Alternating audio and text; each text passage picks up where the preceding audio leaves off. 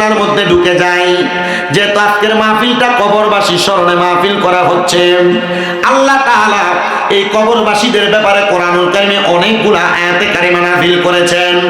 আমি 3টা আয়াতে কারিমার সামঞ্জস্য করে আপনাদেরকে কয়েকটা কথা বলে যাব। যদি আমার কথাগুলোর উপর ভিত্তি করে আপনার কবরের ব্যাপারে ভয় হয়, আমার কথাগুলোর উপর ভিত্তি করে আপনার কবরের ব্যাপারে একটু অন্তরে কাঁপন হয়, তাহলে আপনি এখন থেকে পূর্ববর্তী সময় এবং পরবর্তী সময়, আপনি যে সময় আপনার হায়াতে জিন্দেগি থেকে কাটিয়ে দিয়েছেন আর যে সময় আপনি কাটাবেন, আপনি 2টা সময়ের উপরে একটু কম্প্রোমাইজ করবেন। করার পর আপনি চিন্তা করে দেখবেন আপনার জন্মের পর থেকে এখন পর্যন্ত আপনি কি ভালো কাজ করেছেন না বাজে কাজ করেছেন, আর এখন থেকে শেষ পর্যন্ত আপনি ভালো কাজ করবেন না মন্দ কাজ করবেন, আপনারা একটু চিন্তা করে দেখবেন। এ মুসলমান, ওয়াজ শুরু করার আগে আপনাদেরকে একটা কথা বলে দিয়ে যাই, মনে রাখবেন গোপনে গোপনে কোনো মানুষ যদি পাপ কাজ করে, গুনার কাজ করে, আমার আল্লাহ তাআলা 1 নাম্বার ওই মানুষের হায়াত কমায়া দেয়, 2 নাম্বার ওই মানুষকে মুসিবতে ফালাইয়া দেয়, 3 নাম্বার ওই মানুষের আল্লাহ তাআলা রিজিক বন্ধ করে দেয়। আর গোপনে গোপনে যদি কোনো মানুষ ইবাদত করে, আমার আল্লাহ তাআলা ওই মানুষটাকে গোপনে ইবাদতের কারণে ধন সম্পদ বাড়ায়া দেয়।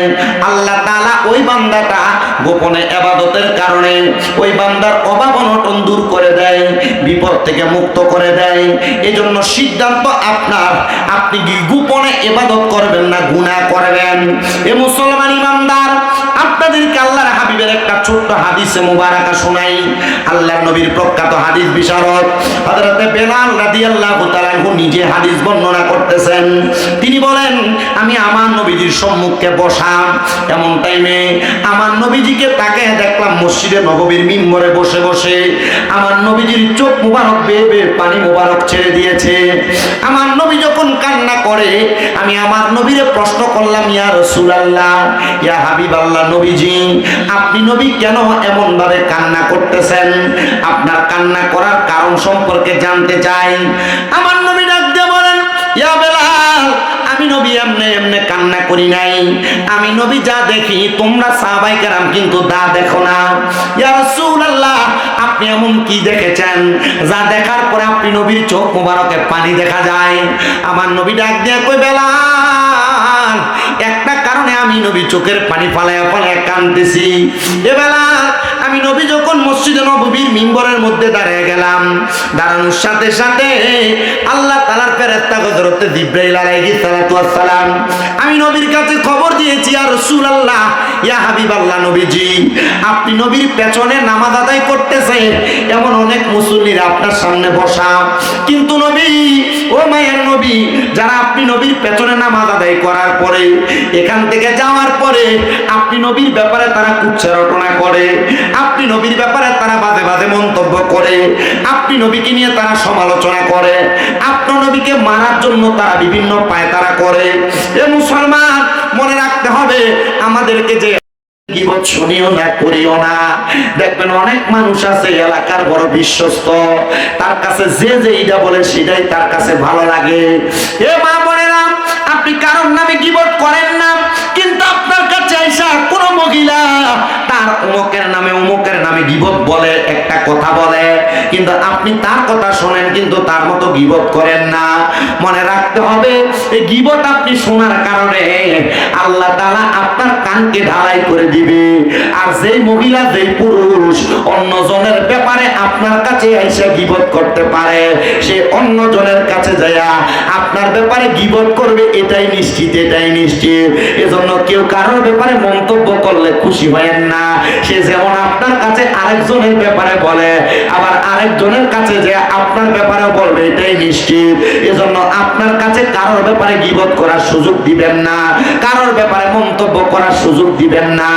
আল্লাহর নবী রাহমাতুল লিল আলামিন নবী আমার বলে, উম্মত, শুধু তাই নয়, গীবতকারীর জিহ্বাগুলো হবে 3.5 হাত করে লম্বা, গীবতকারীর জিহ্বাগুলো হবে 3.5 হাত করে লম্বা। আর সামান্য 1 বিঘা জিহ্বার ভার আমরা বহন করতে পারি না। গীবতকারীর যখন জিহ্বাটা 3.5 হাত লম্বা হবে, তার পা যেমন লম্বা, তার পায়ের পরিমাণ লম্বা হয়ে গীবতকারীর জিহ্বাটা মাটির মধ্যে গড়াগড়ি করবে। আরে তখন কবরের মধ্যে অন্যান্য নবীর উম্মতেরা, অন্যান্য ব্যক্তিরা জিজ্ঞাসা করবে তারা কারা, যাদের জিহ্বাগুলা 3.5 হাত করে এত লম্বা লম্বা। বলে তারা আর কেউ না, তারা পরনিন্দা করার পর গীবত করনেওয়ালা ব্যক্তি, গীবত করনেওয়ালা ব্যক্তি, গীবত করনেওয়ালা ব্যক্তি। এবার আপনারা বলেন এমন কঠিন আযাব থেকে বাঁচার জন্য আমাদের সবাইকে গীবত ছাড়া দরকার আছে না নাই? আল্লাহুম্মা সাল্লি আলা সাইয়্যিদিনা মুহাম্মাদ নাবিয়ানা মাওলানা মুহাম্মাদ আল্লাহুম্মা সাল্লি আলা সাইয়্যিদিনা মুহাম্মাদ নাবিয়ানা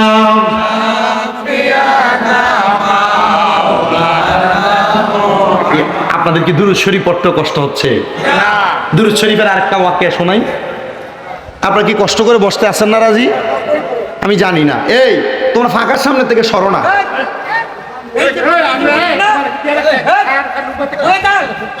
কানকালা ওই টর্চলাইটটা দিয়ে বাড়ি দিলে বুঝবা। ফাঁকাটার সামনে দাঁড়ায় থাও। আচ্ছা, ইয়া মুরব্বির আগারাগির দরকার নাই, কারণ ইয়া জায়গাটা একটু ছোট, মানুষ কষ্ট করে দাঁড়াইছে। যা হোক, আপনি একটু পাখাটা ছেড়ে দেন, পাখার সামনে দাঁড়ায়েন না, যেন মুরব্বীদের কষ্ট না হয়। কারণ আমার আব্বাজিরা যে কষ্ট করে বসে আছে, এটাও বড় মায়ার জিনিস। বহু এলাকার ভিতরে মুরব্বী পাওয়া যায় না, ওয়াজে গেলে কোনো রকম পোলাপান বসে থাকে, কিন্তু আলহামদুলিল্লাহ এলাকায় পোলাপানের চাইতে মুরব্বী সমাজ বেশি। বোঝা গেছে এলাকার পোলাপান ফ্রি ফায়ারে আসক্ত বেশি, টিকটকে আসক্ত বেশি। ওয়াজ মাহফিল ভালো লাগে না, ওয়াজ মাহফিল ভালো না লাগো, এই যে কানের ভিতরে বিভিন্ন গান কনসার্টের আওয়াজ তুমি ঢুকাইতেছ, তুমি মনে করছো শুধু গীবতকারীর কানে ঢালাই হবে না। যারা তাদের কান দ্বারা পরনারীর গলার আওয়াজ শুনে, তাদের কানকেও আগুনের এই গরম এই সীসা ঢালাই করে করে দেওয়া হয়। আমার মুসলমানেরা, দুরূদ শরীফের ব্যাপারে ছোট্ট একটা ওয়াক্য আপনাদেরকে শোনাই। আল্লাহ নবীর একজন প্রখ্যাত আশেকান, জিনার মনে বড় শখ ছিলেন, উনি ইন্তেকালের আগে নবীর দিদার পাবেন। আপনাদের দিদার পাইতে মন চায়? কথা কন না, দিদার পাইতে মন চায়? নবী দিদার পাওয়ার একটা আমলের কথা বলে দিব আজকের ওয়াজে। আল্লাহ নবীর দিদার পাওয়ার জন্য কান্দেন। আর আমি নিজেও গত বছর যখন মদিনা শরীফ গিয়েছি, মদিনা শরীফ যাওয়ার পর আমি আল্লাহর হাবিবের রওজার দিকে তাকায়া দোয়া করেছি, ও আল্লাহর হাবিব, আল্লাহ তাআলার অশেষ রহমতে আপনার রওজার সামনে আইসা দাঁড়ানোর ক্ষমতা আল্লাহ তাআলা আমারে দিবেন। কিন্তু নবীজি গো, আপনার রওজার সামনে যে দাঁড়ায় দাঁড়ায় সালাম দেই, কাফেররা আপনি নবীকে দেখেছে, মুনাফিকরা আপনি নবীকে দেখেছে, কিন্তু আপনি নবীর উম্মত। আমি যদি আমার মরণের আগে আপনি নবী আমি না দেখতে পাই, আমার তো কলিজা ঠান্ডা হবে না। ইয়া রাসূলুল্লাহ, ইয়া হাবিবাল্লাহ, আমার মরণের আগে একবার আপনি আপনার রওজা মুবারক থেকে আমারে দেখা দিয়েন। আল্লাহর নবী রাহমাতুল লিল আলামিন নবীকে দেখার একটা উত্তম আমল, দুইটা উত্তম আমল। এক নাম্বার উত্তম আমল হলো সালাতুত তাহাজ্জুদের নামাজ, আর দুই নাম্বার উত্তম আমল হলো নবীজির উপর বেশি বেশি দুরূদ শরীফ আদায় করা। আর আশেক তো সুরে সুরে নবীকে দেখার জন্য কত সুন্দর লাগতেছে। মদিনা মদিনা আশেক মুমিনের ঠিকানা, বলেন মদিনা মদিনা আশেক মুমিনের ঠিকানা। হায়রে দিদার চেয়ে কাঁদো তোমরা, দিদার চেয়ে কাঁদো তোমরা, হও না নবীর দিওয়ানা। মদিনা মদিনা আশেক মুমিনের ঠিকানা, বলেন মদিনা মদিনা আশেক মুমিনের ঠিকানা। হায়রে জালালুদ্দিন সুয়ুতি ৭৫ বার দেখলো নবীজি, বলেন জালালুদ্দিন সুয়ুতি ৭৫ বার দেখলো নবীজি। এতবার দেখিয়াও নবী, এতবার দেখিয়াও নবী, তৃপ্তি তাহার হলো না। মদিনা মদিনা আশেক মুমিনের ঠিকানা বলেন মদিনা মদিনা আশিক মুমিনের ঠিকানা হায়রে দিদার চেয়ে কাঁদো তোমরা দিদার চেয়ে কাঁদো তোমরা হও না নবীর দিওয়ানা মদিনা মদিনা আশিক মুমিনের ঠিকানা বলেন মদিনা মদিনা আশিক মুমিনের ঠিকানা হায়রে কালো হাসি বেলালে ভালোবাসলো ওই পাগলে বলেন কালো হাসি বেলালে ভালোবাসলো ওই পাগলে ইসলামের প্রথম মুয়াজ্জিন ইসলামের প্রথম মুয়াজ্জিন বানাইলেন রাব্বানা মদিনা মদিনা আশিক মুমিনের ঠিকানা বলেন মদিনা মদিনা আশিক মুমিনের ঠিকানা আমার মুসলমান ইমানদার কেন মদিনায় যাবেন আপনার কাছে আমি নবীর একটা হাদিসে মোবারকা শোনায়া দেই আল্লাহর নবী বলে মানজারা কবরি ওয়াজাবাত লাহু শাফাআতি ইয়াউমাল কিয়ামা যেই ব্যক্তি আমি নবীর রওজা মোবারক জিয়ারত করলো তার জন্য সুপারিশ করা আমি নবীর জন্য অত্যাবশ্যক হয়ে যায় আরে নবী যদি আপনার জন্য সুপারিশ করে আপনার জান্নাতে যাওয়া কেউ আটকাইতে পারবে না ইয়া রাসূলুল্লাহ নবী গো ও দয়ার নবীজি আপনি নবীর রওজা মোবারক বারবার জিয়ারত করতে পারি নাই আমি আমার নবীজির রওজার সামনে দাঁড়ায়া দাঁড়ায়া তিনটা কথা বলেছি ইয়া রাসূলুল্লাহ আমি অল্প বয়সে আপনার রওজার সামনে আসছি আলহামদুলিল্লাহ দ্বিতীয় আমার আরেকটা আশা আমি যেন আমার মা বাবারে নিয়ে আপনার রওজার সামনে আসতে পারি আপনি দোয়াটা কবুল করেন ও মায়ার নবী বাংলাদেশে ওয়াজ মাহফিলে গেলে কত মানুষ নিয়ে ওয়াজ করি তারা তো আপনি নবীর পাগল আপনি নবীর উম্মত আপনি নবীর আশেক আপনি তাদেরকে একবার হলো মক্কা মদিনা দেখার সুযোগ করে দিয়েন আমার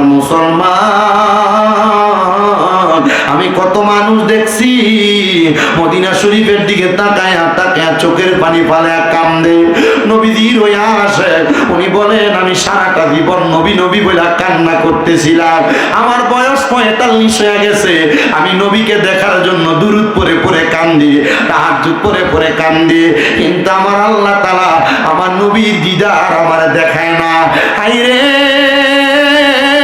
যখন আমার নবীর আমার দিদার দেয় না আমি আমার আল্লাহ তাআলার কাছে বারবার কান্না করতে লাগলাম আমার বয়স 45 আমি নবীর কাছে যখন বারবার কান্দি আল্লাহর কাছে বারবার কান্দি আমার নবীর দিদার যখন আমি পাই না আমি বিবাহ করলাম না আমি হঠাৎ একদিন 45 বছর বয়সে রাগান্বিত হইয়া আমি চিন্তা করলাম আর বলতে লাগলাম 45 বছর বয়স পর্যন্ত যেহেতু নবী নবী বলে ডাকছে নবীর দিদার পাই নাই আজকে আমি আর নবী নবী বলে ডাকবো না তিনি বলেন আমি যখন ওই দিন নবীরে না ডাইকা তাহাজ্জুদ নামাজ না পড়া আমার ঘরের মধ্যে ঘুমায় গেলাম এমন টাইমে আমি দেখলাম আমার একটা অন্ধকার ঘর নূরের আলোতে ঝলমল ঝলমল করতেছে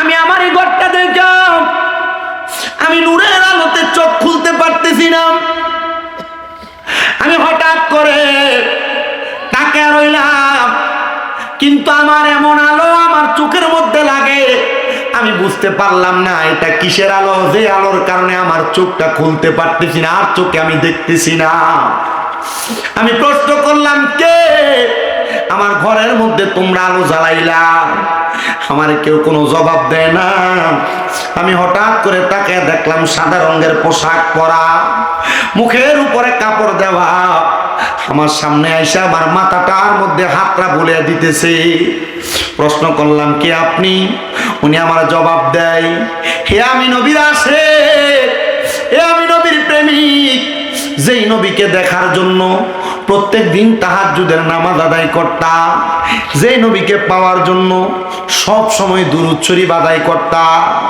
আমি সেই রাহমাতাল লিল আলামিন নবীজি তুমি উম্মতে মুহাম্মদীকে দেখার জন্য তোমার ভাঙ্গা ঘরের মধ্যে হাজির হয়ে গেছি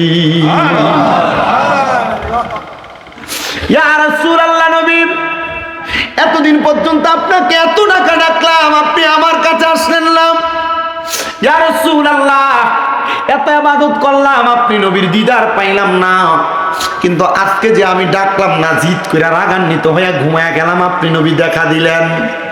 আমার নবী ডাক দিয়া বলতে দেয়, রে আমার পাগল, তুমি যখন আমি নবীকে মোহাব্বত করে করে ডাকতা, আমি নবী রওজা মুবারকের মধ্যে থেকে থেকে তোমার মধুর কণ্ঠের আওয়াজ শুনে শুনে আমি নবীর কলিজা ঠান্ডা হইয়া যাইতো। ওরে সনসনি রে জংলার পাখি, আরে কেন করো ডাকা ডাকি, আরে জঙ্গলে থাকিয়া বুঝি দেখছো নবী রে, বলেন জংলাতে থাকিয়া বুঝি দেখছো নবী রে, ইয়া রাসূলুল্লাহ শুধু নাম শুনি কানে, বলেন ইয়া রাসূলুল্লাহ শুধু নাম শুনি কানে। এগুলো কিন্তু আমার এই বয়স্ক বাবারা, আপনাদের পূর্ববর্তী বয়স, আপনারা এগুলো অনেক শুনছেন, কিন্তু এখন এগুলো বন্ধ। এখন বিয়ে বাড়িতে ডিজে পার্টির কনসার্ট আর গান বাজনা, আগে বাড়িতে বাড়িতে কোরআন তেলাওয়াত সবিনা খতম হইতো, এখন সব বন্ধ হয়ে গেছে। কোরআন তেলাওয়াত আর সবিনা খতম, সকালে মাইক লাগাইলে কারে কি লাগায় রাখছে, বন্ধ করে ঘরে নিরাল ফললো তো আল্লাহ সওয়াব দেয়। কথা কন না, এগুলা বন্ধ এখন। শুনছনি রে জংলার পাখি, আরে কেন করো ডাকা ডাকি, আরে জংলাতে থাকিয়া বুঝি দেখছো নবী রে, বলেন জংলাতে থাকিয়া বুঝি দেখছো নবী রে, ইয়া রাসূলুল্লাহ শুধু নাম শুনি কানে, বলেন ইয়া রাসূলুল্লাহ শুধু নাম শুনি কানে। আমার মুসলমান ইমানদার, ওই আল্লাহর বান্দা বলি ইয়া রাসূলুল্লাহ, ইয়া হাবিবাল্লাহ, নবী গো আপনি নবীর চেহারা মুবারকটা একবার আমার দেখান। নবী অন্যায় হয়েছে, আর কোনোদিন আপনি নবীকে স্মরণ করা ছাড়া আমি নিদ্রাতে যাব না, আপনি নবীর দুরূদ পড়া ছাড়া আমি ঘুমাইতে যাব না। আমার নবী বলেন ঠিক আছে, আমি নবী তোমার জন্য আল্লাহর দরবারে দোয়া করলাম। এই কথা বলে আমার নবী যখন ফিরে যায়, সে ডাক দিয়ে কই ইয়া রাসূলুল্লাহ, ও মায়ার নবী গো, আপনি নবীর চেহারা মুবারকটা তো আমার দেখাইলেন না। নবী আমার বলে উম্মত, আমি নবীর চেহারা মুবারক এত তাড়াতাড়ি দেখতে পারবা না, আমি নবীর এমন ভাবে স্মরণ করবা, আমি নবী নিজেই তোমার চেহারা মুবারক দেখাবো। তবে বয়স যেহেতু 45 হয়ে গেছে, আমি নবী তোমার কাছে একটা ওসিয়ত করলাম। কি ওসিয়ত? বাবারে এখন তুমি বিবাহ করো, সংসার করো। ইয়া রাসূলুল্লাহ, ইয়া হাবিবাল্লাহ, আমি বিবাহ করলে, সংসার করলে তো আপনি নবীর দুরূদ বেশি করতে পারবো না, আপনি নবীর বেশি বেশি স্মরণ করতে পারবো না। আল্লাহ নবী ডাক দিয়ে কই, এ পাগল, যদি বিবাহ করার পরে আল্লাহ তাআলা তোমার হাতে একটু সময় দেয়, ওই অল্প সময় দিয়া আমি নবীর মুহাব্বত নিয়ে স্মরণ করবা। আমি নবীরে কেউ যদি মুহাব্বত নিয়ে স্মরণ করে, আমি নবী রহমাতাল লিল আলামিন নবীজি, সে কোন জায়গায় বসে আমি নবীরে স্মরণ করে, আমি সেই জায়গা চিনি। কে আমি নবীকে স্মরণ করতেছে, আমি তার নাম জানি, আমি তার বাবার নামও জানি। বলে হুজুর, আমার নবীর উপর দুরূদ পড়লে না ফেরেশতারা নিয়ে পৌঁছায়। হ্যাঁ হ্যাঁ, এটাও একটা হাদিস, ওইটাও একটা হাদিস। আমার নবীর প্রতি কেউ যদি দুরূদ পড়ে, দুরূদটা ফেরেশতারা নিয়ে পৌঁছায়। কিন্তু আমার নবীর প্রতি কেউ যদি মুহাব্বতে দুরূদ পড়ে, আমার নবীকে আমি তারে চিনি, তার বাবার নামও জানি।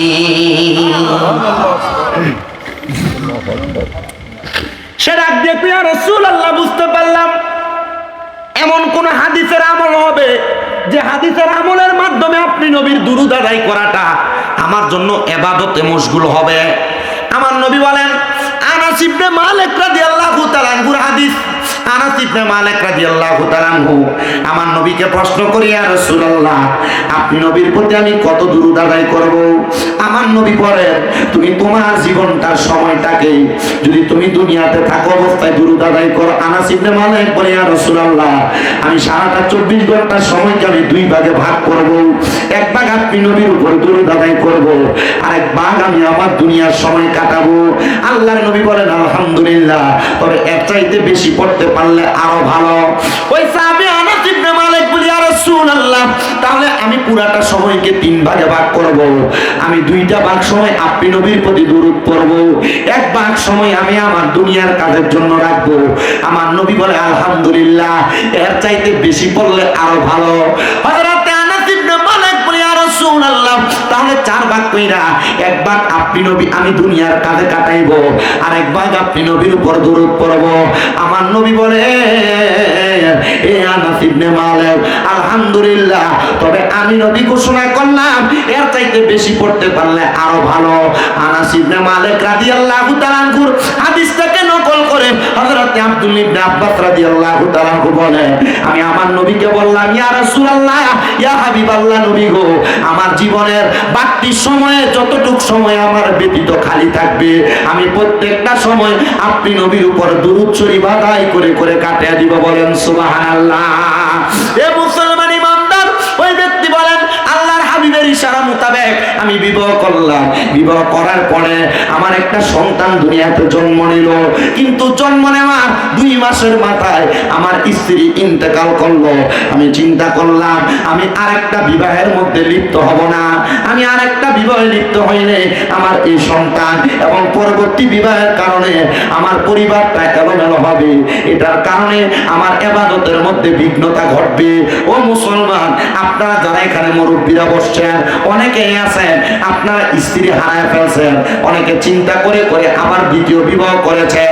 দ্বিতীয় বিবাহ করা স্ত্রী ইন্তেকালের পরে এটা গুনার কাজ নয়, ভালো কাজ, সওয়াবের কাজ। তবে আল্লাহর হাবিব সাল্লাল্লাহু আলাইহি ওয়াসাল্লাম নবী বলেন, কোন পুরুষ অথবা মহিলার স্বামী পুরুষের স্ত্রী মারা যাওয়ার পরে ওই পুরুষ যদি তার স্ত্রীর কথা মোহাব্বত মনে নিয়া আর কখনো বিবাহ না করে আল্লাহর দরবারে তার স্ত্রীর জন্য দোয়া করে, আমার আল্লাহ তাআলা ওই স্ত্রীটাকে 40 জন জান্নাতের হুর গিলমানের সর্দারিনী বানায়া ওই পুরুষের খেদমতে জান্নাতের মধ্যে হাজির করে দিবে। জোরে জোরে বলেন সুবহানাল্লাহ।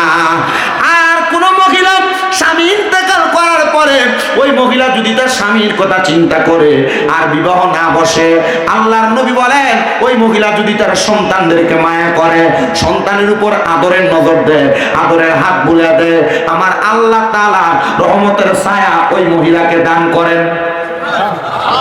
আরো জোরে কর না। ওই দিন গত কয়দিন আগে আমি ওয়াজ করে আসছি রাঙ্গামাটিতে। এই ওয়াজ যখন করলাম, এই গত মনে হয় 4-5 দিন আগে এক লোক ফোন দিতে, হুজুর আপনি যে ওয়াজ করে দিয়ে গেছেন, এখন আমার আব্বা উনি তো বিবাহের জন্য লাফায়, এই ওয়াজটা আমার আব্বার একটু শোনান। আমি কইছি এটা তো ভালো জিনিস বেটা, বিয়ার লাগে লাফায়। তোর আম্মা কই? হুজুর মারা গেছে। আমি কই আব্বা বিয়ে করতে মন চায়, তো বিয়ে করো না কেন? আপনি চিন্তা করতেছেন হুজুর বিয়ার অনুমতি দিতেছেন। বর্তমান সমাজের ছেলেরা চাইলেই মা ইন্তেকালের পরে বাপরে বিয়ে করাইতো না। চিন্তা করবো কি, মাগো বিয়ে করলে আরেকটা ছেলে মেয়ে যদি হয়, যদি সম্পদের ভাগ দেওয়া লাগে, কথা কই না, তুমি শরিয়া বিরোধী কাজ করবা। তোমার আম্মা যান প্রাপ্তবয়স্ক, তোমার আব্বা অ্যাক্সিডেন্টে মারা গেছে, তুমি তোমার আম্মাকে চাইলে বিবাহ দিতে পারবা। আমি ওই দিন একটা নিউজ দেখে আমি খুব খুশি হয়েছি। ছেলে বয়স মনে হয় 17 থেকে 18, তার আব্বা ইন্তেকাল করছে বিদেশে। সে তার আম্মা জানির ইদ্যত 4 মাস 10 দিন শেষ হওয়ার পর সে নিজে পছন্দ করে তার আম্মার কাছে বলছে, আম্মা আপনি চাইলেও নাকি বিবাহ করতে পারেন। আপনার কাছে মনে হবে এই মহিলা মনে হয় কত খারাপ, স্বামী ইন্তেকাল করছে বিয়ে বসে বলছে। আমাদের সমাজে তাকে কোন নজরে দেখে? আরে না মিয়া, যদি এই মহিলার শরীরের যৌবনত্বের পাওয়ার থেকে মহিলা বিবাহ বসতে পারবে। আর আপনি কইবেন কি, দেখছেন ই বেড়া মরে গেছে, কয়দিন হয়েছে বিয়ে বইয়ে লেছে, কথা কয় না কেন? কয়নি? দেখছো বউ মরে গেছে, 40 দিন জায়গায় বিয়ে করে ফেলছে, কথা বলেন না কেন? যদি কোনো পুরুষ মানুষ মনে করে যে তার স্ত্রীর জন্য ধৈর্য ধরে থাকবে, পারবে। যদি বলে না, তার চরিত্রের হেফাজত করতে পারবে না, জিনা ব্যভিচারে লিপ্ত হয়ে যাবে, তাহলে তার জন্য ধৈর্য ধরে থাকার দরকার নাই, তার জন্য বিবাহ করা ফরজ। সরি, দ্বিতীয়বার ওয়াজিব। আমার মুসলমান ইমামদাররা তিনি বলেন, আমার স্ত্রী ইন্তেকাল করার পরে আমি আর দ্বিতীয় বিবাহ করলাম না। শর্ত হলো আমি যদি দ্বিতীয় বিবাহ করি আমার ইবাদতে ব্যাঘাত ঘটবে। উদ্দেশ্য ভালো, উদ্দেশ্য কি? আমার ইবাদতে ব্যাঘাত ঘটবে। পর্দার অন্তরালের মহিলারা চিন্তা করবো, দেখ শুনি হুজুর এটা কেমন ওয়াজ করে, এই ওয়াজ তো কোনোদিন বাপদাদার গো তো শুনি নাই। না গো মা, ইসলামী শরীয়ত আপনি শোনেন আর না শোনেন, এটা আপনাকে মানতে হবে।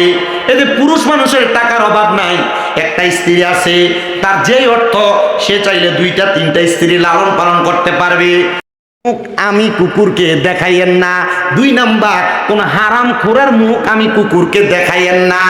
আরে কি সুদ খাইলা, তোমার চেহারা কুকুর পর্যন্ত দেখতে চায় না, আর তুমি এলাকার মানুষে দেখে দেখে বেড়াও। আবার দেখতে দেখা যায় এই সুদখোররা একটু নির্লজ্জ হয়, বেহায়া হয়, বলে হুজুর কেমনে? আরে বাবা, সুদের টাকা দিয়া সমাজের মধ্যে চলাফেরা করে, দামি বিল্ডিং বানায়, আবার সমাজের লম্বা লম্বা কথা বলে, এমন সুদখোর এলাকায় আপনারা দিয়ে কয়, আমি কইতাম কি লাগে, কারাই সাক্ষী দেয়া আছে।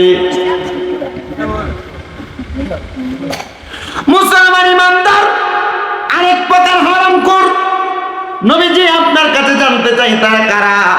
বলে যারা পরের হক হরণ করে, হাক্কুল ইবাদ বান্দার হক তারা মেরে মেরে খায়, নিজের সম্পদ বাড়ানোর জন্য পরের হক তারা দখল করে। ভাই মারা গিয়েছে, বাতিদার সম্পত্তি বোঝা দেয় না, দখল করেছে। মা বাবা ইন্তেকাল করেছে, বোনের সম্পত্তি বোঝা দেয় না। এমন বহুত ভাই আছে মাহফিলে, মা বাপ মরে গেছে কিন্তু বোনের সম্পদ এখনো বুঝিয়ে দেয় নাই। বহুত ভাই আছেন আপনারা, বোনের সম্পদ বুঝিয়ে দেয় নাই। আল্লাহ নবী বলে তারা আরেক প্রকার হারামখোর, তারা আরেক প্রকার জুলুমবাজ। নবীজি 3 নম্বর আর কারা? বলে যারা নিজের সম্পদ বাড়ানোর জন্য মিথ্যা কথা বলে বলে ব্যবসা করেছে। একটা জিনিসের দাম 10 টাকা, সে 8 টাকা দিয়ে ক্রয় করেছে, 10 টাকা বিক্রি করলেই চলে। সে বিক্রি করার সময় কয় আল্লাহর কসম করে এটা আমার কি নয় 15 টাকা।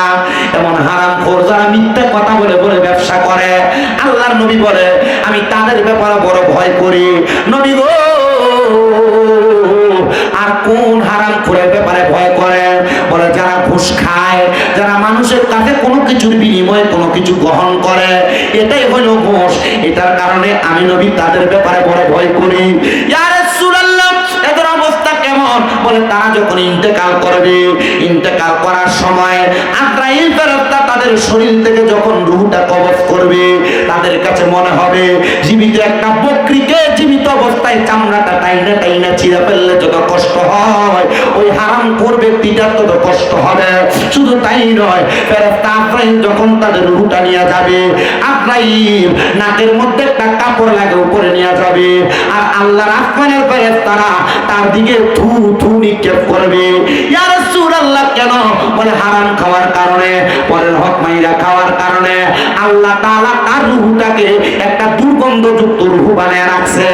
এ পর্দার অন্তরালের আমার মা, তোমার স্বামী যে তোমাদেরকে ইনকাম করে খাওয়ায়, হালাল খাওয়ায় না, হারাম খাওয়ায়, কোনোদিন তুমি তোমার স্বামীকে একবার জিজ্ঞাসা করো নাই? ও বাবা, ও আম্মা, এ হারাম খাবার খায়াতে তুমি কবরে যাইবা, আল্লাহর কাছে কি জবাব দিবা আমার বুঝে আসে না। এজন্য আমি ফরাদাবাদ এলাকার সবার কাছে একটা কথাই আবদার করে যাই, হারাম যেখানা মানুষের অনুমতি ছাড়া তার সম্পদ হরণ করা, অনুমতি ছাড়া তার সম্পদ দখল করা, মানুষের কাছ থেকে সুদের উপর টাকা নেওয়া দেওয়া, মানুষের কাছ থেকে ঘুষের টাকা গ্রহণ করা, মানুষের পরের হক গাছের সম্পদ গাছের ফল ফলাদি গ্রহণ করা, এমন হারাম কাজ থেকে আপনি দূরে থাকবেন। মিথ্যা কথা বলে ব্যবসা করা, এমন কাজ থেকে দূরে থাকবেন। আরে বাবা, সব তো আপনি সম্পদের জন্য করতেছেন। মনে রাখবেন, যে ব্যক্তি 1 টাকার সম্পদের মালিক, আল্লাহর কাছে 1 টাকার সম্পদের হিসাব দেওয়া লাগবে। যে ব্যক্তি 1 কোটি টাকার সম্পদের মালিক, আল্লাহর কাছে 1 কোটি টাকার সম্পদের হিসাব দেওয়া লাগবে। আপনি বললেও লাগবে, না বললেও লাগবে। তাহলে আল্লাহর হাবিব সাল্লাল্লাহু আলাইহি ওয়াসাল্লামের একজন উম্মত, তিনি বসবাস করতেন ইরাকের জমিনে। উনি একজন বাদশা। তিনি বলেন, আমার প্রজাদের মধ্যে একটা উদ্বেগ কাজ করতেছিল, তারা অভাবে পড়ে গেছে, খরাতে পড়ে গেছে, তাদের কাছে কোনো সম্পদ নাই। তারা সবাই এসে আমি বাদশার কাছে বলে, বাদশা আপনি আমাদেরকে সম্পদ দেন, বেশি বেশি সম্পদ দেন, আমরা আমাদের সম্পদ দিয়া সম্পদ বানাইতে চাই। বাদশা বলে, সম্পদ দিতে পারি, তবে একদিন অপেক্ষা করা লাগবে। কয়দিন? একদিন অপেক্ষা করলে সম্পদ পাইবা। এরপরে তোমরা যদি সম্পদ নিতে চাও, আমার পুরো রাজপ্রাসাদ নিয়ে যাও, আমার কোনো দাবি নেই। বাদশা ডাক দিলেন, আমার উজির সামনে আসো, আর আমার একজন প্রজা সামনে আসো। সামনেই না, প্রজার হাতে বাদশা 5 দিরহাম দিছে। 5 দিরহাম। কয় দিরহাম? উজিরের হাতে তুলে দিচ্ছেন 500 দিরহাম। বলছেন, এই আমার প্রজারা সবাই সাক্ষী থাকো, আমার এই প্রজাকে যে 5 দিরহাম দিলাম, পদা আগামীকালকে তার এই 5 দিরহামের হিসাব আমি বাদশার কাছে দিবে। আর আমার উজিরকে যে 500 দিরহাম দিলাম, সে 500 দিরহামের হিসাব আগামীকালকে আমাকে দিবে। যাও, সবার ছুটি। সবাই চলে গেছেন।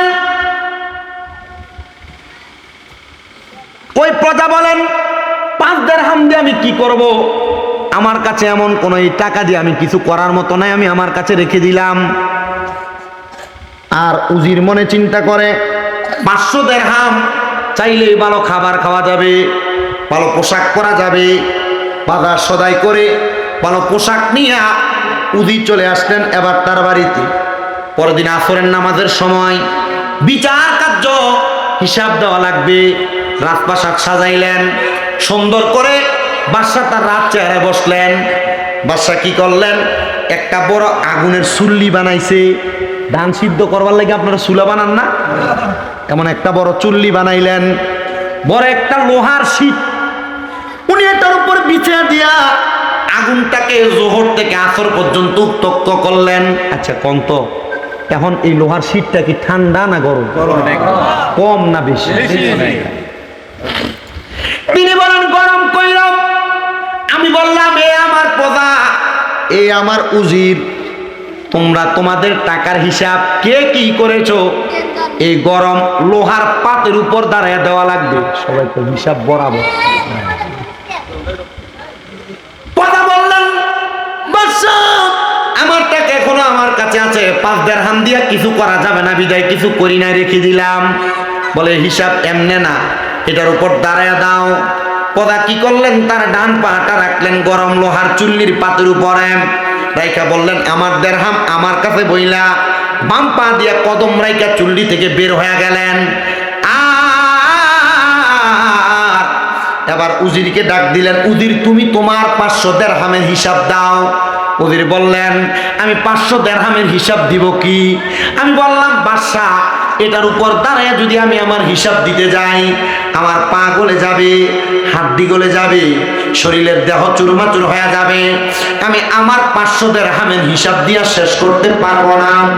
বাদশা বলে ও আমার প্রজার দলেরা, ও আমার উম্মতে মুহাম্মদীরা, শুনো, তোমরা যেমন ভাবে এই সম্পদের হিসাব আমার কাছে 2 জন দিতে পারে নাই, তোমরা যত সম্পদের মালিক হইবা কাল ময়দানে মাশর তামার মতো আগুনের উত্তপ্ত গরম হবে, সূর্যটা তোমাদের মাথার উপরে থাকবে, কিন্তু তোমরা এই হিসাব সেখানে দাঁড়ায় দাঁড়ায় দেওয়া লাগবে। যার সম্পদ যত বেশি তার হিসাব তত বেশি। এবার বলো তোমরা সম্পদ চাও কিনা? বলে না, সম্পদ চাই না। ও বাদশা, কবরে যাওয়ার পর আমরা কোন কাজ করলে ওই কবরের কঠিন আযাব থেকে বাঁচবো আপনি আমাদেরকে শিখিয়ে দেন। এ পর্দার অন্তরালের মা বোনেরা, আপনারা মাঝে মাঝে হয়তো কবরের কথা স্মরণ করে করে কান্দেন কিনা জানি না। মোবাইল নিয়ে, সোশ্যাল মিডিয়া নিয়ে, টিভি সিরিয়াল নিয়ে যদি ব্যস্ত থাকেন, স্বামীর সঙ্গে সর্বদাই যদি ইমু করে ব্যস্ত থাকেন, মা গো কবরের কথা কখন সময় কোন স্মরণ করবেন এটা বুঝি না।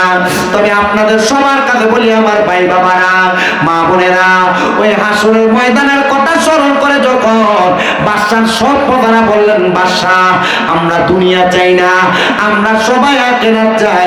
বাদশা আপনি আমাদেরকে একটা তালিম প্রদান করেন, যে তালিমের মাধ্যমে আমরা দুনিয়া ত্যাগ কইরা আখিরাতটাকে উজ্জ্বল বানাইতে পারবো।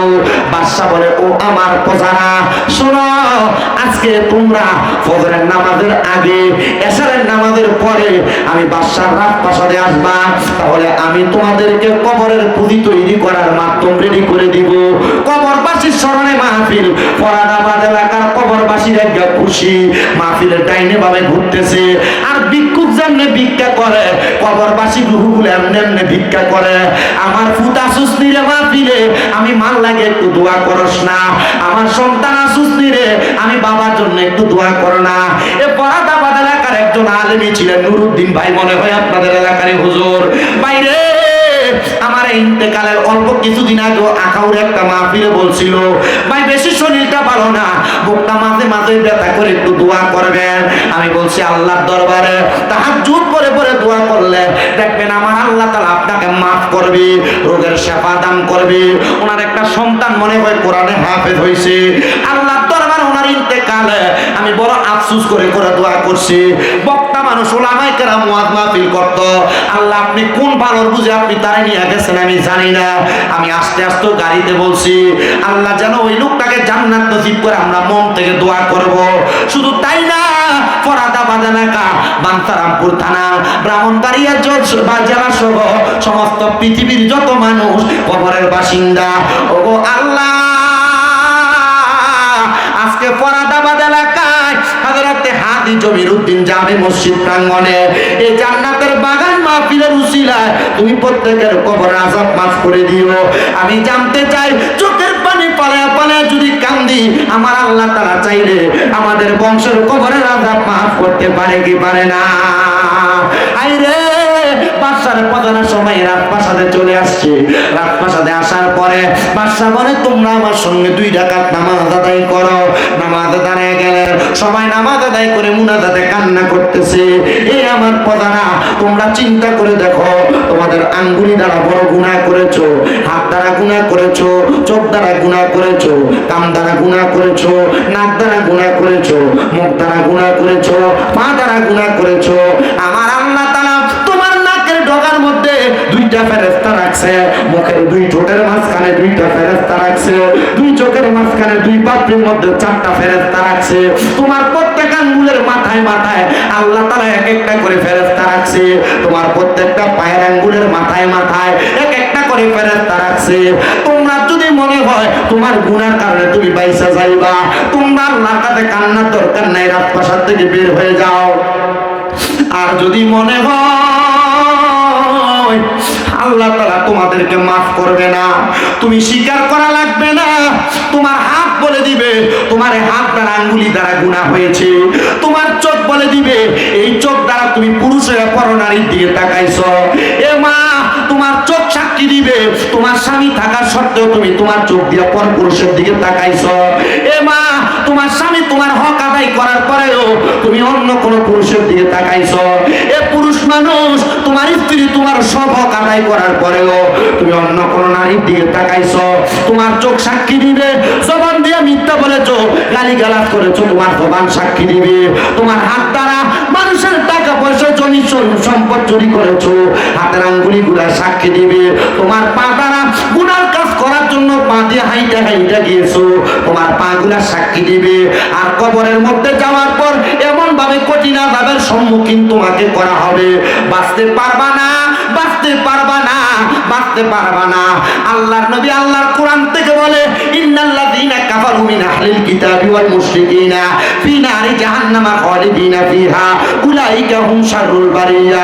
নিশ্চয় যারা কুফর করে এবং মুনাফিক আহলে কিতাব এবং মুনাফিকি কর্মকাণ্ড করে ওই ব্যক্তিদের ব্যাপারে আমার আল্লাহ তাআলা ঘোষণা করতেছে, বান্দা এই বান্দারা দুনিয়ার জমিন থেকে কবরে যাওয়ার পর তোমরা চিরস্থায়ী জাহান্নামী।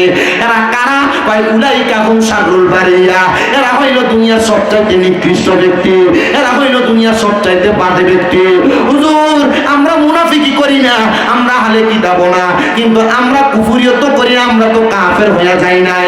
না রে মুসলমান, চুরি করা গুনাহ এটা তুমি জানো, নামাজ ছেড়ে দেওয়া গুনাহ তুমি জানো, হারাম খাওয়া গুনাহ তুমি জানো, পরের হক খাওয়া গুনাহ তুমি জানো, রোজা না রাখলে গুনাহ তুমি জানো, নামাজ ইবাদত না করা গুনাহ তুমি জানো। আল্লাহর নবী বলে গুনার কাজকে গুনাহ চাই না, যে ব্যক্তি দ্বিতীয়বার গুনাহ করে এটা কবিরে গুনাহ। গুনার কাজকে গুনাহ চাই না, বারবার গুনাহ করা কুফরি। যে ব্যক্তি কুফরি কাজটা বারবার করে সেই ব্যক্তি জাহান্নামে যাবে, সে দুনিয়ার সবচাইতে বাজে মানুষ। ইয়া রাসূলুল্লাহ, ইয়া হাবিবাল্লাহ, আপনি বলেন না ভালো মানুষ কোনটা?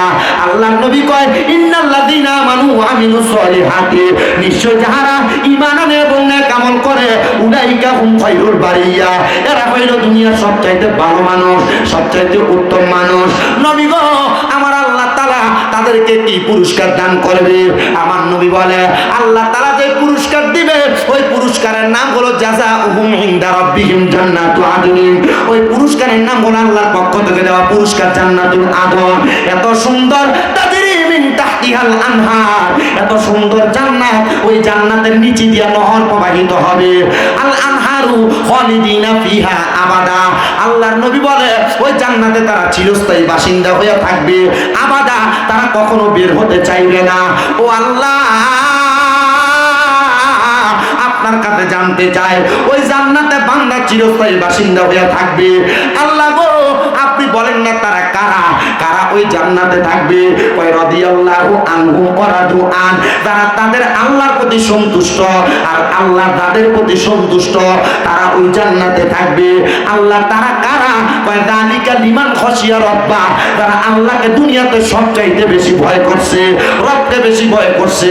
যারা আল্লাহর ভয় করে তারা হারাম খায় না, পরনিন্দা করে না, গীবত করে না, মানুষের হক মাইরা মাইরা খায় না, কবরকে ভয় করে নামাজ পড়ে, নামাজ ছাড়ে না, রোজা ছাড়ে না, রমজান মাস আসলে পর্দার তলে যায় খাবার খায় না। মুসলমান ইমানদার সবার কাছে করা জোরে আবদার, কবরের আযাবকে ভয় করে, আল্লাহকে রাজি খুশি করার চেষ্টা করে, নামাজ রোজা হজ যাকাত ইবাদতের পাশাপাশি আল্লাহকে খুশি করার মাধ্যম হলো আল্লাহর নবী বলে রেদা রব্বি ফি রিদাল ওয়ালিদাইন, আম্মা আব্বার সন্তুষ্টিতে আমার আল্লাহকে সন্তুষ্টি করা যায়। ও আল্লাহ, আমাদের সমাজে এমন অনেক কপাল পোড়া আছে যারা বাইয়ে বাইয়ে ঝগড়া করে মা বাপরে ভাত খাওয়ায় না, যারা বিবাহ করার পর মা বাপকে জুদা করে দেয়, মা বাপ এই ঘরে ওই ঘরে ঘরে ঘরে ঘুরে ঘুরে খায়। এ সন্তানকেও যদি তোমরা তোমাদের মা বাপকে জুদা করে থাকো, আলাদা করে থাকো, দেরে ফরাদাবাদের সন্তান, বাংসারাপুরের সন্তান, দে তোর পাও আমার সামনে দে, আমি আমার দিব্যা দিয়া তোর পাও পরিষ্কার করে দেব। বলে হুজুর কারণ কি? কারণ মা বাবার মনে কষ্ট দিয়া, মা বাপরে ভাত না দিয়া, মা বাপরে ধমক দিয়া যত নামাজ পড়ো না কেন, এই নামাজ আল্লাহর কাছে কবুল হবে না। স্বামী দাদা ব্রাহ্মণবাড়িয়া জেলার বড় হুজুরাই না ওয়াজ করাইবা, এই ওয়াজ দিয়ে কোনো লাভ হবে না। সন্তানের কেউ যদি ওই মা বাবার সাথে অন্যায় করে থাকো, ওয়াদা করো এখান থেকে বাড়িতে যে মা বাবার পা ধরে মাপ চাইবা। আমি জানি না তোমরা তোমাদের মা বাবার পা ধরে মাপ চাইবা কিনা, কিন্তু আল্লাহর নবী রাহমাতুল লিল আলামিন নবী আমার শিখিয়ে দেয় উম্মত, দুনিয়ার জমিনে মা বাপ মাফ না করলে স্বয়ং আমার আল্লাহ তোমাদেরকে মাফ করবে না। মা বাপ যদি তোমার প্রতি বেজার থাকে, আমার আল্লাহ তোমার প্রতি বেজার থাকবে। এই সন্তানের দলেরা, তোমরা তোমাদের মা বাবার কাছে মাপ চাইবা কিনা জানি না। আমি শামীম দাদা শুধু মাপ চাই নাই রে, মাপ চাই নাই, আমি আমার মা বাপের পায়ের মধ্যে সুমা দিছি। আপনাদের দোয়াতে কুমিল্লা শহরে আমার 6টা মাদ্রাসা চলে, পুরুষ মাদ্রাসা, মহিলা মাদ্রাসা, হেফজখানা, একাডেমিক বিভাগ। এই মাদ্রাসাগুলা আমার এলেমের বরকতে না, কুমিল্লা আলিয়া মাদ্রাসায় কামেল 2য় বর্ষে ফাইনাল পরীক্ষা দিয়ে দিব। ও বন্ধু, আমি আমার এলেমের জোর দিয়ে ওয়াজ করি না, আমি বুঝতে পারি আমার ওস্তাদদের দোয়া, আমার মা বাবার দোয়ার বরকতে আমি ওয়াজ মাহফিলে এসে ওয়াজ করতেছি। আরে আজকের মাহফিল কবুল হবে কি হবে না এটার গ্যারান্টি কেউ দিতে পারবে না, তবে একটা গ্যারান্টি আমি দিয়া যায়, আগামীকালকে যদি দেখো এলাকার কোনো মুরব্বীরা দোকানে বৈশা বলে হ্যাঁ আমার সন্তান কোনোদিন আমার সঙ্গে কোনো অন্যায় করে নাই, তবু আমার সন্তান বাড়িতে যাইয়া শামীম দাদার ওয়াজ শোনার পরে আমার পায়ে ধরে মাপ চাইছে, মনে করবা মাহফিল কবুল হয়ে গেছে। কোন মহিলা যদি একজন আরেকজনকে বলে হ্যাঁ শামীম দাদার ওয়াজ শুইনা আমার সন্তান আমার পায়ে ধরে মাপ চাইছে, মনে করবা ওয়াজ কবুল হয়ে গেছে। বলে হুজুর আমি আমার মা বাবার পা ধরে মাপ চামু দূরের কথা, আমি 2 ঈদে মা বাবার পা ছুঁয়ে সালামি করি না। এ সন্তান তুমি কেন সালাম করো না আমি জানি না। মা বাবার পায়ে ধরলে সন্তানের দাম কমে না, ইজ্জত কমে না, সম্মান কমে না। মা বাবার পায়ে চুমা দিলে আল্লাহর জান্নাতের চৌকাঠে চুমা দেওয়ার সওয়াব পাওয়া যায়। তোমার কি মনটা চায় না তুমি তোমার মা বাবার পায়ে চুমা দিতে? আল্লাহর নবী যখন মক্কা থেকে মদিনাতে হিজরত করে আসছেন, নবীর এক সাহাবী বলে ইয়া রাসূলুল্লাহ, আর যদি কখন আপনি মক্কাতে ফিরে যান আপনার সাথী বানায়া আমি সাহাবীরা আপনার সাথে মক্কায় নিয়ে যায়েন। সাহাবী নিয়ে যাব, কিন্তু আমার নবীজি হিজরত করে আসার অল্প কিছুদিন পর মক্কাতে রওনা করেছে। এমন টাইমে ওই সাহাবী করে, ওই সাহাবী দৌড়ে আমার নবীজির পেছন থেকে সামনে দিয়ে দাঁড়ায়, ফিদাকা আবি ওয়া উম্মি ইয়া রাসূলুল্লাহ, নবী গো, আমার মা বাবা আপনার কদমে কোরবান হোক। ইয়া রাসূলুল্লাহ, আমি কি কোনো অন্যায় করেছি যে অন্যায়ের কারণে আপনি আপনার সাথী বানায়া আমারে মক্কায় নিয়ে যান না? আমার নবী বলে, সাহাবী, তুমি কোনো অন্যায় করো নাই, তবে তোমার কাছে জানতে চাই তুমি কেন মক্কা যাইবা? ইয়া রাসূলুল্লাহ, আমি নিয়ত করেছিলাম মক্কা বিজয় হলে আমি মক্কার চৌকাঠের মধ্যে চুমা দিব। আল্লাহর নবী বলেন, তোমার বাড়িতে মা বাবা জীবিত আছে কিনা? বলে হ্যাঁ। বলে, আমি নবীও জানি তুমি তোমার অসুস্থ মায়ের সেবায় আছো, এজন্য আমি নবী তোমাকে বললাম বাড়িতে যাইয়া অসুস্থ আম্মা জানের কদমে চুমা দিলে আল্লাহর জান্নাতের চৌকাঠে চুমা দেওয়ার সওয়াব পাইবা।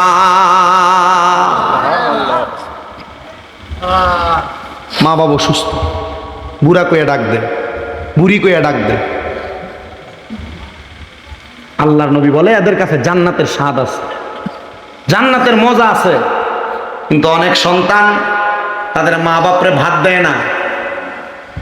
এলাকায় মা বাপরে খানা খাওয়ানো নিয়ে বিচার বসানো লাগে।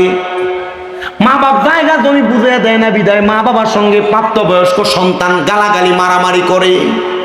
সন্তানের দল, যাদের মা নাই যাদের বাবা নাই এরা চিন্তা করে, হুজুর যাদের বাড়িতে বাবা আছে তারা বাড়িতে যা বাবার পায়ে ধরে মাপ চাইবো। আমার আব্বা নাই, আমি কার পায়ে ধরে মাপ চাইবো? হুজুর যাদের মা আছে তারা বাড়িতে যাইয়া মার পায়ে ধরে মাপ চাইবো। আমার তো মা নাই, আমি কার পায়ে ধরে মাপ চাইবো? হুজুর আপনার কাছে আমি একটা জিনিসই জানতে চাই, হুজুর বলেন না গো, আমার যে মা বাবার কবরে আমি কার জন্য কেমনে মাপ চাইবো? আল্লাহর নবী শিখিয়ে দেয়, কোন সন্তানের মা বাবার ইন্তেকালের পরে ওই সন্তান যদি রব্বির হামহুমা কামা রব্বায়ানি সগীরা বইলা আল্লাহর দরবারে রব্বির হামহুমা কামা রব্বায়ানি সগীরা বইলা দোয়া করে, আমার আল্লাহ তাআলা ওই সন্তানের চোখের মণিকোঠার মধ্যে যদি একটা ফোঁটা পানিও থাকে, ওই সন্তানের চোখের মণিকোঠার মধ্যে একটা ফোঁটা চোখের মণিকোঠার মধ্যে একটু পানিও যদি থাকে, আমার আল্লাহ তাআলা ওই পানিটা পড়ার আগে ওই সন্তানের মা বাবার জীবনের গুনাহ মাফ করে দেয়। জোরে সরে বলেন সুবহানাল্লাহ। এই সন্তানের দল আপনাদের কাছে করো জোরে আবদার, আম্মা আব্বা কবরে খাস করে দোয়া করবেন। আম্মা আব্বা বেঁচে আছে, আম্মা আব্বার জন্য বেশি বেশি করে দোয়া করবেন। সন্তান একটাই আবদার জানাই, আপনার দোয়ার বরকতে আল্লাহ তাআলা আপনার মা বাপকে মাফ করে দিবে। বলে হুজুর দোয়া করা না বেদাত, দোয়া করতাম কেন লাগা? হুজুর দোয়া করলে না গুনাহ হইব, বেদাত হইব। না না না, সন্তান মা বাবার জন্য দোয়া করলে বেদাত হয় না।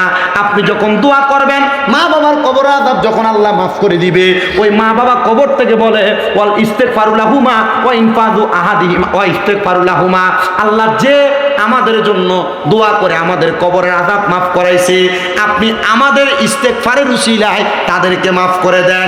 মৃত মা বাবার দোয়ার বরকতে আল্লাহ তাআলা জীবিত সন্তানকেও মাফ করে। আব্বা মা বাপ বহু সম্পদ আপনারা দিয়া গেছে, টাকা পয়সা দন দৌলত জায়গা জমি সব দিয়া গেছে, সব আপনার আছে, কিন্তু মা বাবা এখন কবরে। ঈদের সময় চাইলে 500 টাকার একটা লুঙ্গি কিনা পরাইতে পারেন। আপনি চাইলে আপনার মা বাবার জন্য আপনার মার লেগে একটা কাপড় কিনা পরাইতে পারেন না, বাবা মা কবরে। আব্বাজি আমি জানি এখানে অনেক টাকা পয়সাওয়ালা আছেন, আমি আমার জন্য না, এলাকার মানুষের জন্য না, এই কবরস্থানের জন্য আমি 10টা মানুষ চাই যারা 10,000 টাকা করে কবরস্থান না বেশি চাবো। বলে হুজুর আমি 10,000 না, আমি 20,000 দিব। এই কবরস্থানের জন্য আল্লাহর ওয়াস্তে মুনাজাতের আগে দান করবেন, আমি আপনার জন্য খাস করে দোয়া করব। আমি কয়েকজন সন্তান চাই যারা তাদের মা বাবার জন্য দোয়া চাই। আমি 1.5 ঘন্টা 1 ঘন্টা 40-45 মিনিটের উপরে কথা বলতেছি। এই কথার মাঝখানে শেষ করে দেওয়ার আগ মুহূর্তে দোয়া করার আগে কয়েকজন চাই যারা হুজুর আমার মা কবরে।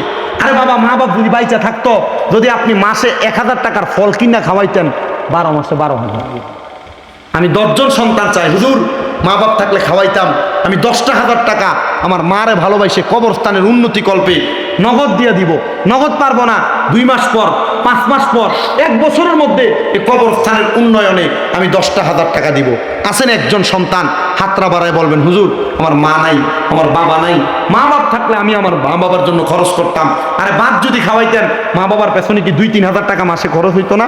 2,000 টাকা করে খরচ হইলো তো 24,000 টাকা লাগতো। একটা সন্তান আসেননি, 10,000 টাকা দিবেন। দয়াল নবীজি আমার মায়ার নবীজি আমায় একটু দিদার দিতে হয়ে যাও রাজি আমার দয়াল নবীজি আমার মায়ার নবীজি আমায় একটু দিদার দিতে হয়ে যাও রাজি কে যাও তুমি মদিনাতে অনকার মাঝি যার কাছে যাইবা আমি তাহার খুঁজি আমার দয়াল নবীজি আমার মায়া নবীজি আমায় একটু দিদার দিতে হয়ে যাও রাজি আমায় একটু দিদার দিতে হয়ে যাও রাজি নবীর দিদার পাওয়ার আশায় 10 নম্বরে একজন মানুষ 5,000 টাকা দান করবেন আসেননি সময় দিলাম 2 মাস 5 মাস পরে দেন 1 বছর লাগিয়ে দেন 5,000 টাকা আল্লাহর হস্তে এই কবরস্থানের জন্য। কে দিবেন? একজন আত্রা 2 লাখ কমতো না রে তাকবীর, 2 জন পাইছি না রে রিসালাত। হ্যাঁ দোনোজনে তো আশরাফ হুজুরের মুরিদ নি দেখছেন নি? মুর্শিদে বুলবুল আমার আওলাদে রাসূল নুরানি পুতুল গো আমার মুর্শিদে বুলবুল। নাম কি? নাম লাগবে না, এ লাল দাড়িওয়ালাই বাবা যান লেখেন। আরেকজন স্বপন ভাই মারহাবা, 11 জন পাইছি গাউসে পাকের মহাব্বতে পাইয়া গেলাম কত? 11 নাম 5,000 কইরা।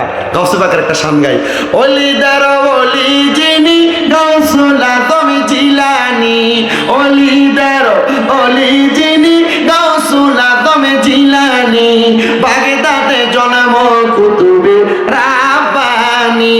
বললেন বাগদাদে জন্ম কুতুবে, বংশ তোমার হাসান হুসাইনি, তুমি হইলাম ফাতেমার নয়নের মনি। দয়ার নজর দাও গো আমায় ও গো গাউস সামদানি, বাগদাদে জন্ম কুতুবে রাব্বানী। আল্লাহ কবুল করেন, জোরে কোন আমিন। 2,000 টাকা আব্বা মানে মারহাবা কোন জনাব মোহাম্মদ মানিক মিয়া, মা বাপ নাই, দোয়া চাইছে, মানিক মিয়া দান করে দিয়েছেন 2,000 টাকা নগদ। ও আল্লাহ, তোমার বান্দা তোমার কাজের জন্য করে 2,000 টাকা জমা। আল্লাহ তুমি কইরো তার মা বাবার কবর আযাব ক্ষমা, জোরে জোরে কন্যা আমিন। এরপরে আসেননি 2,000 করে দেওয়ার মতো কয়েকজন মানুষ চাই, বলে হুজুর আমি দিব 2,000 টাকা, আমার মা নাই দোয়া করেন, বাবা নাই দোয়া করেন, 1 মাসে 2 মাসে 3 মাসে 5 মাসে দিয়ে 2,000 টাকা আল্লাহর হস্তে কবর। মহিলার কাছে একটা খাতা কলম পাঠাইছিল, পাঠান মহিলার কাছে 2টা খাতা কলম আর একটা লোক পাঠান না। মা বোন যারা শুনতেছেন, আম্মা আমি চাই আপনারও কবরবাসীদের জন্য দোয়া চান। 1,000 550 100 যে যা পারেন কিছু দেন। গিয়াসউদ্দিন ভাই আব্বা আম্মার জন্য দোয়া চাই, দান করলেন নগদ 1,000 টাকা। আল্লাহ কবুল ও মঞ্জুর করো। কলাকান্দির মারহাবা, আল্লাহ কবুল ও মঞ্জুর করো। কলাকান্দির মুমিন মিয়া উনি দান করে দিলেন 2,000 টাকা। আল্লাহ কলাকান্দির মুমিন মিয়ার কবুল ও মঞ্জুর করো। বংশের কবর আযাব মাফ করো। নাম কি বাবা? হাজী মহিউদ্দিন হামিদ সাহেব, 2,000 টাকা মহিউদ্দিন আহমেদ উনি দান করে দিলেন 2,000 টাকা। আল্লাহ কবুল করো, মঞ্জুর করো, বংশের কবর আযাব মাফ করো, কামাইয়ের যে হায়াতের দিকে বরকত দাও। কোন আমিন। এরপরে আর আসেনি। নাম কোন নাম কোন নাম কোন? কাশিম মিয়া মৃত্যু আল্লাহ কাশেমের লাশে গোরা পৃষ্ঠেতে চড়িয়া আপন স্বজনের কাছে পৌঁছিল আসিয়া। আরে তারে মাইরা আন্দার করলো মদিনার ভুবন। আল্লাহকে মারলো রে, আল্লাহকে মারলো রে, মায়ের যতনে রতন কে কাহারিয়া নিল মায়ের বুকের জাদু ধন। আল্লাহ কে মারলো রে। ইমাম কাসেমের নামে না, মোহাম্মদ কাসেম মিয়া নগদ টাকাইলেন 1,000 টাকা। আল্লাহ কবুল ও মঞ্জুর করো। এরপরে আমার এই ভাইজান আব্বা আম্মার নামে কত? আপনি যে কইছিলেন আব্বা আম্মার নামে 2,000 টাকা। নাম কি? মুর্শিদ মিয়া উনি দান করে দিয়েছেন 2,000 টাকা। আল্লাহ মুর্শিদ মিয়ার কবুল করো, মুর্শিদ মিয়ার মনের নেক আশা পূরণ করো। আরে মুর্শিদ নামের ভাঙ্গা তরি মোর কেমনে জানি না হব পার। নিদান কালে মুর্শিদ আমার হইও জামিনদার। এরপরে আসেন 2,000 করে দেওয়ার মতো। ইব্রাহিম মেম্বারটা কইও নম্বর ইয়া আপনি মেম্বার মানুষ 2000 দেন আপনি ছোটারা ওই যারা নেতৃবৃন্দ আছে দে কিছু হইলো বাড়াইয়া দেবে নারে তাকবীর আল্লাহ কবুল করো মঞ্জুর করো মেম্বরে 2000 টাকা দিতে উজ্জা আমি লইছি 3000 উজ্জা আল্লাহ তুমি নেওগা তোমার দরবারে উজ্জা করে কোন আমি তারপরে এই ডেকোরেটরটা যে প্যান্ডেলটা করছে হ্যাঁ।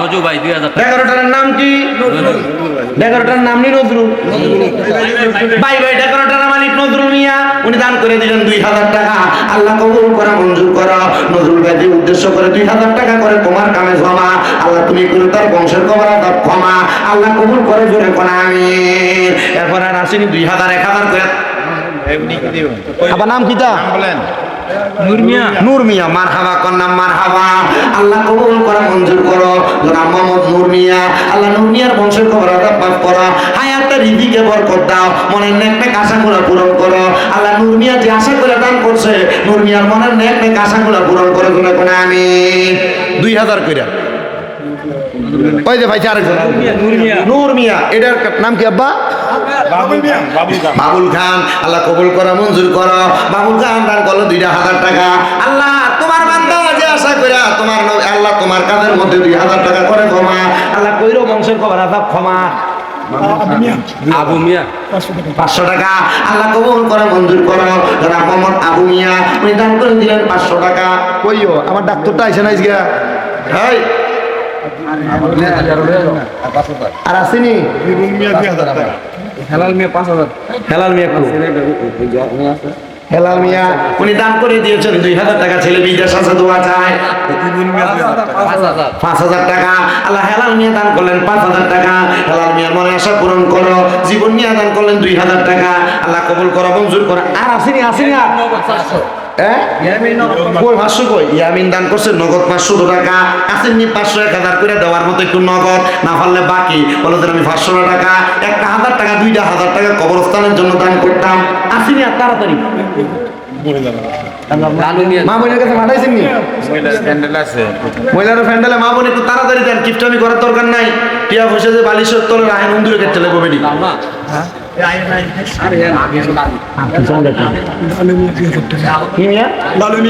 লালু মিয়া ওই দান করছে 2000 টাকা আল্লাহ কবুল করো মঞ্জুর করো লালু মিয়ার মনের নেক নেক আশাগুলো পূরণ করো বংশের কবর আযাব মাফ করো হায়াতে রিজিকে বরকত দান করো এও 2000 1000 করে নাই বলে হুজুর আমার মাটা কবরে শুয়ে রইছে বাপটা কবরে আরে মা বাবার লাগি একটু দোয়া করে না তো 5000 টাকা খরচ হবে না একটা আসেননি বলে 2000 করে দান করবেন সজীব 5000 টাকা ওনার আব্বা নাই সজীব ভুইয়া সজীব ভুইয়া আব্বা নাই দোয়া চাইছে 5000 টাকা ভালোবাসি তোমায় বাবা বুকটা যে যায় ছিঁড়ে তোমার কথা হৃদয় মাঝে পড়ছে বারে বারে বাবা তুমি কেমন আছো ছোট্ট মাটির ঘরে তোমার কথা হৃদয় মাঝে পড়ছে বারে বারে বাবা গো ও বাবা বাবা গো ও বাবা আল্লাহ কবুল করো মঞ্জুর করো আমার সুদীপ ভুইয়ার বাবা নাই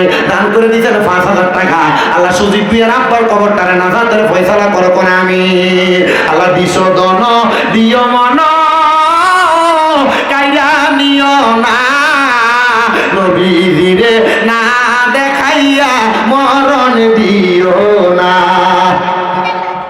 এরপর আর আছে আলামিন ভুইয়া কত 5000 টাকা আল্লাহ কবুল করো আলামিন নামদার অর্থ করো বিশ্বাসী আলামিন যে আশা করে দান করে 5000 টাকা আলামিন হ্যাঁ আব্বা নাই আব্বা নাই আব্বার জন্য দোয়া চাই ওরে দরজাটা খুলতে কে যায় ধোকা বাবা বুঝি বলছে এলে নাকি খোকা বুকের ভিতরটা লড়ে চড়ে উঠে সবাই আছে শুধু বাবা নেই শুধু বাবা নেই আল্লাহ আমার আলামিনের আব্বা নাই আলামিনের আব্বার কবরে জান্নাতের বাগান বানাও কোন আমিন রশিদ না 1000 টাকা এরে আগে বেটারে উঠে পানিতে কদ্দুর ভাই ফলাইন তোরা দাস কি লেগা লালু মিয়া 2000 ডাইরেক্ট অটো কি ব্যারেকেশন লাগাই দিছে অটো লাগছে আর কি একজনের গায়ে হ্যাঁ তো তিরিং বিরিং করে সালা শতান ফলা দেখছেন মাহফিলে দরকার ছিল না তাহলে। আচ্ছা, আর আসেনি 1000 2000 করে দেওয়ার মতো? আপনাদের কি কষ্ট হইতেছে বাবা? আমি মিরাজ ক্যাম্প কইরা জিকির আজকার কইরা মুনাজাত দিয়ে বিদায়, আপনারা আর অল্প একটু কষ্ট দিব। আর যদি কেউ থাকেন একটু রেডি হন, আসেন আমরা সবাই নবীর দাঁড়ায় সালাম দেই। নবী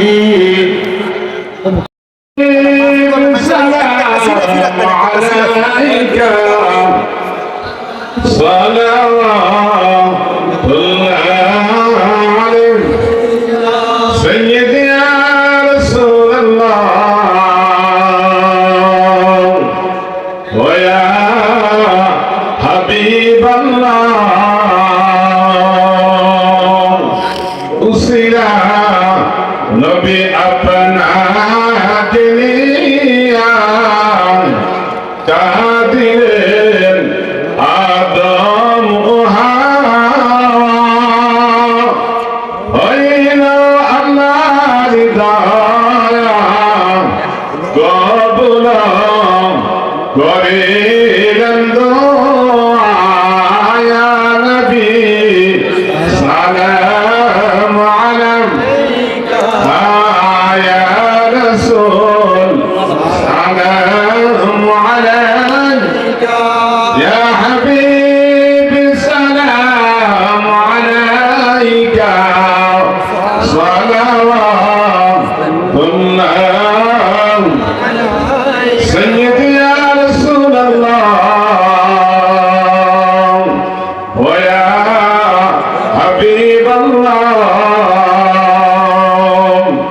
हे रसूल सलाम लखबार मुरातम सबाई गुनाहगार के असन मुदर तराइबार हाशरे भरोसाया अपनार नबी सलाम अलैका या रसूल सलाम अलैका या हबीब सलाम अलैका